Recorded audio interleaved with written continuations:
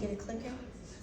Oh, okay, that's fine. So I've met a few of you today. My name's Amada Jazar. I'm the soil conservationist here at NRCS. I work closely with Jay Dornilla, who most of you have probably met as well. If you come up to me asking about him, he's not here right now, but hopefully I can answer any questions. I would like to start off with a non-USDA agricultural note.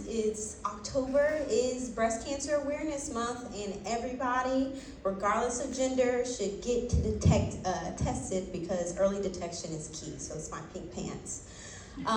So you can go to the next. So who we are. We are a federal agency within the Department of Agriculture, and our mission is to deliver conservation solutions so agricultural producers can protect the natural resources that feed them.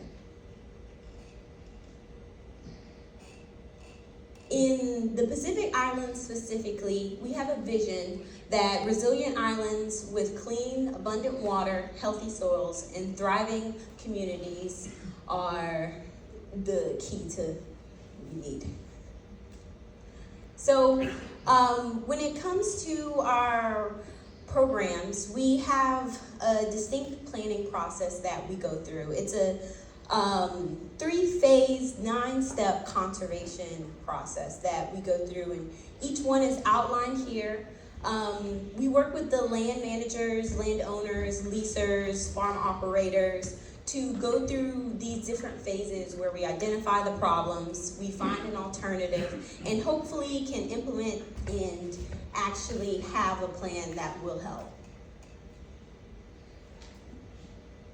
So on Guam, we have some specific resource concerns, we call them, that basically encompass erosion, plant health, loss of nutrients and pathogens to our surface and groundwater, along with moisture management, irrigation efficiency, and overall soil health.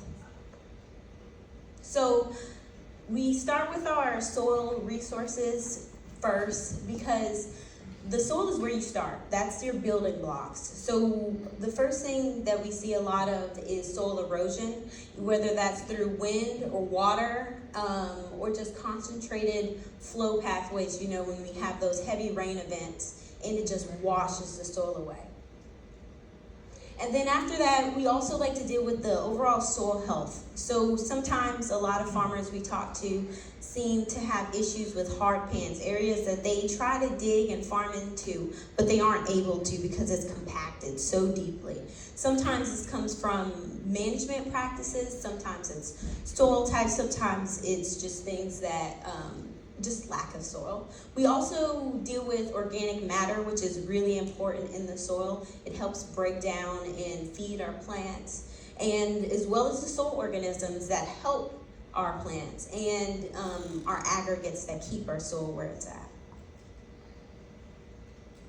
When it comes to water, we really get a lot of water on Guam. Some places as much as 100 inches a year.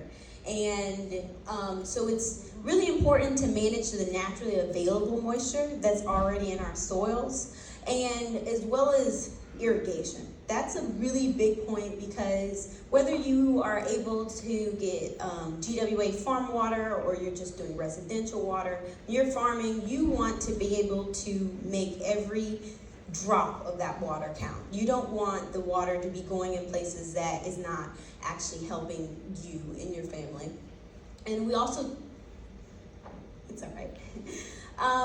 We also definitely worry about nutrients being transported to our surface and groundwater, which it doesn't sound bad, but what happens is that water can get into our coral systems, can get to our freshwater systems, and it can cause damages, as well as sediments. And sediments are really big in terms of washing through our freshwater systems and going into the reef and causing issues with the coral. And then not most importantly, but one of the big things that a lot of people would like to address is their actual plant productivity, how much your crops are actually yielding. A lot of people cite that last year they had maybe 200 bushels, but this year they had 100, and that significant loss does not help the bottom line when it comes to farming. And also the plant structure, like how tall are your plants growing, how strong are they? That really has a big effect on what they're producing and how well the crop that it is producing looks.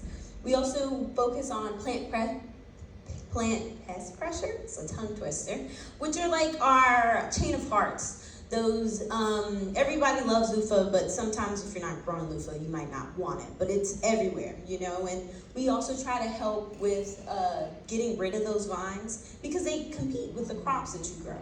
And if they're taking up all the nutrients in the system, then your crops won't have it.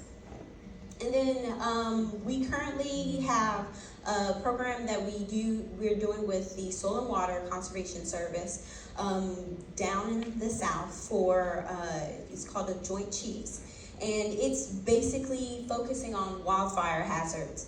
I'm sure everyone if you travel down south, you've seen the burn marks, or you've lived down there, you know the dangers of burning coming into your crops. So we want to help mitigate that by decreasing the amount of that tall grass that burns so quickly and regulating it so that it doesn't make its way into your farm.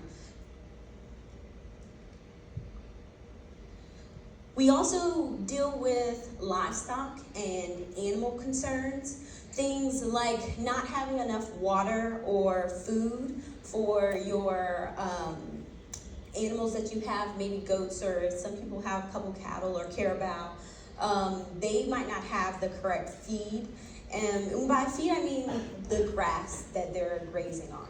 So a lot of times in certain areas, the grass that the animals are grazing on might not have a high enough protein amount, which causes them to need to eat more, but also not gain as much weight. And if you're raising cattle to eat, you're going to need them to put on some weight. And we also help with water quality. So there's a water trough that we can help put in